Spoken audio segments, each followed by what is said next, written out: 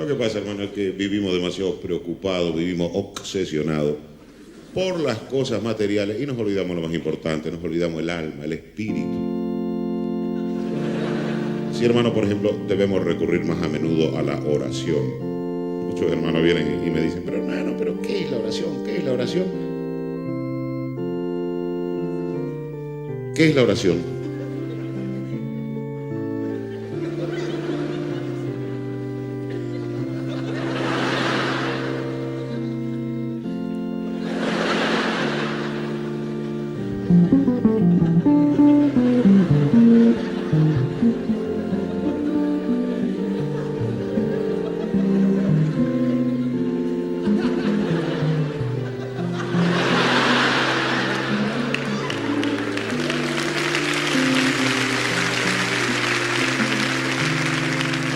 Entonces yo le voy a responder, hermano. La oración básicamente tiene ruego y plegaria, pero la oración tiene súplica y fervor, pero la oración tiene sujeto y predicado.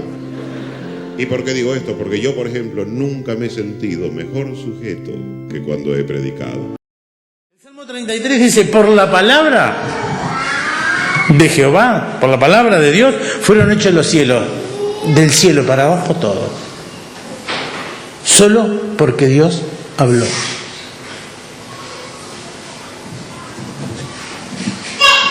Insisto, a veces está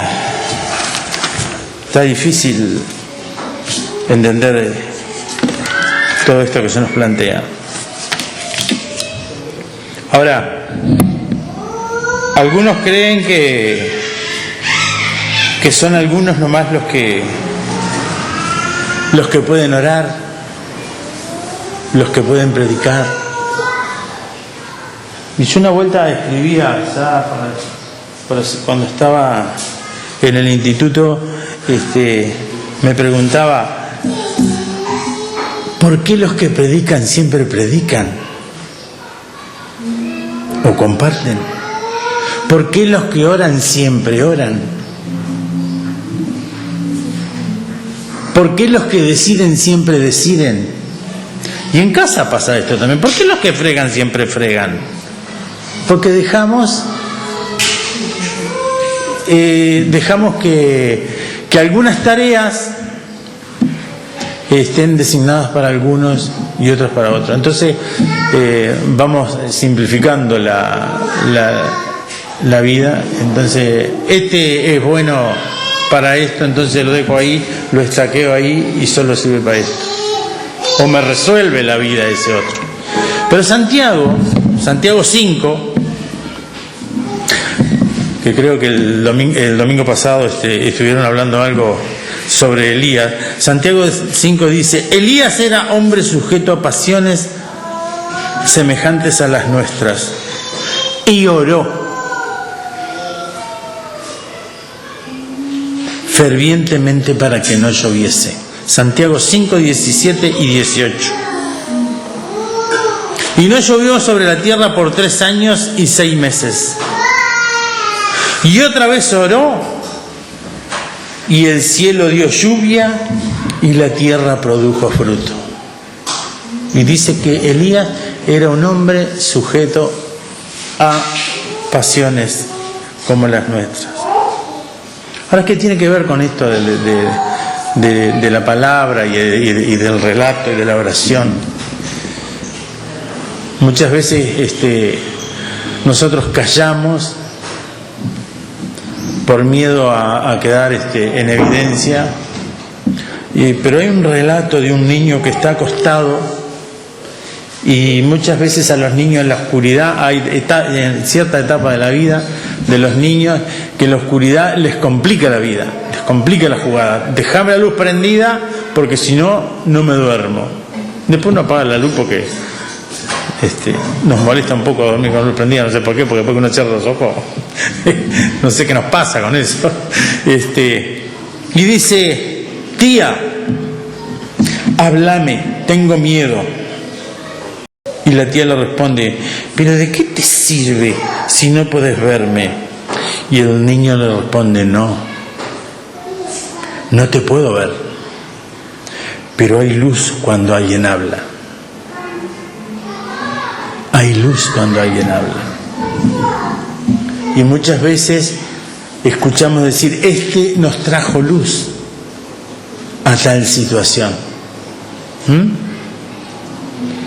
Aquellos que trabajan en el tema de las adicciones dicen que si uno no habla aquel inconveniente que tiene, nunca sale a luz. Nunca sale a luz. Y este niño le dice, no importa que yo no te vea, pero si te escucho, estoy acompañado. Si escucho ese problema que tengo, está ahí el asunto.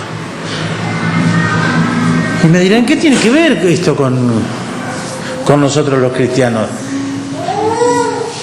En determinado momento Jesús dice, si ustedes callan, ¿se acuerdan cómo sigue?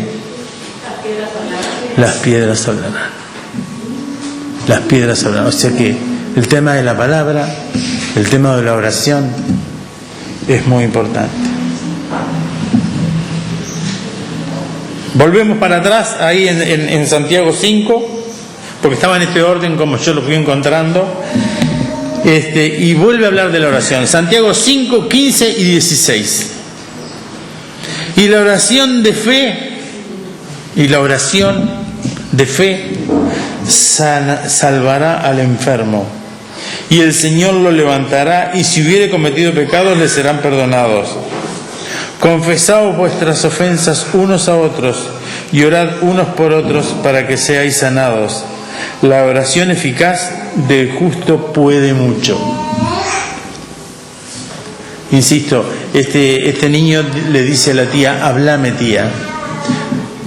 Insisto sobre esta, lo sé porque Melba nos decía cuando trabajaba en el portal que el tema de las adicciones es aquello no dicho. Adicciones, nunca lo había pensado por ahí, es lo no dicho. Entonces cuando uno comparte una palabra de esperanza, una palabra de poder cambiar las cosas, el otro lo recibe y dice que la oración puede sanar al enfermo, trae luz a esa vida tan complicada. Pero a tal punto también lo podemos corroborar en la Biblia, que en Mateo 8:8 dice, ¿se acuerdan cuando el centurión viene a Jesús y viene en una actitud bien humilde, bien cosa que no merezco? Dice, respondió el centurión y dijo, tenía un empleado enfermo. Respondió el centurión y dijo, Señor, no soy digno que entres bajo mi techo, solamente di la palabra, y mi criado sanará. Y dice que al instante el criado sanó. Entonces, ojalá podamos no solo decir la palabra, sino poder ponernos en oración para que otros puedan ir conociendo qué es lo que nos está pasando. Además, la palabra dice que tiene poder.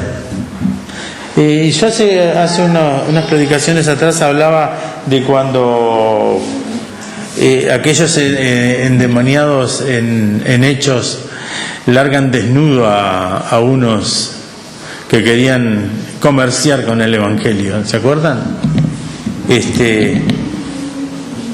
Y dice Juan, todo lo que pide, Juan 14, 13 y 14, y todo lo que pidieres al Padre en mi nombre lo haré para que el Padre sea glorificado. Si algo pidieres en mi nombre, yo lo haré. Y hay veces que uno pierde perspectiva del poder que tiene esa palabra, del poder que tiene esa situación en la cual nosotros intervenimos en una situación bien difícil que Ana compartía ayer y que se emocionaba hasta las lágrimas, de una niña con algunos inconvenientes serios, según lo que miraba Ana. Y en Romanos 1:16 dice, porque no me avergüenzo del Evangelio, porque es poder de Dios para salvación a todo aquel que en él cree. Entonces, vuelvo a preguntar, ¿conocemos los resultados de la oración? ¿Conocemos los resultados de la palabra? O a veces algo livianito nomás, que dice, bueno, orar o no orar es lo mismo. Compartir o no compartir es lo mismo. En Mateo 21, en el versículo 21 y 22, dice Jesús, respondiendo Jesús, les dijo, de cierto os digo, que si tuviereis fe y no dudareis, no solo haréis esto de la higuera, sino que si a este monte le dijeres, quítate y échate a la mar, será hecho. Y todo lo que pidiereis en oración, creyendo, lo recibiréis. Tal vez es metafórico, pero hay momentos que hay montes, hay valles de oscuridad que no los podemos transitar. Y en estos días hemos visto milagros. El tema que muchas veces no nos animamos a contarlo. Porque hemos visto milagros de cosas que nos han paralizado y en algún momento en ese lugarcito que nosotros tenemos le hemos dicho a Dios, Señor, ayúdame. Señor, me pongo en tus manos para poder salir de este valle de sombra. Y Dios lo ha hecho. Y a veces no nos animamos a hablar mucho sobre las cosas que nos pasan.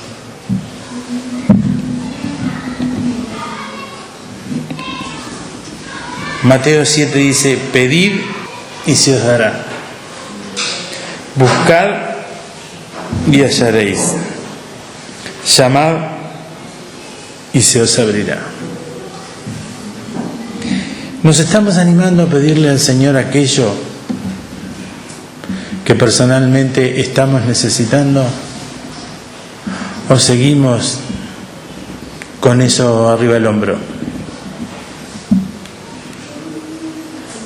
O tal vez estamos haciendo como Santiago. Pedís y no recibís, porque pedís mal.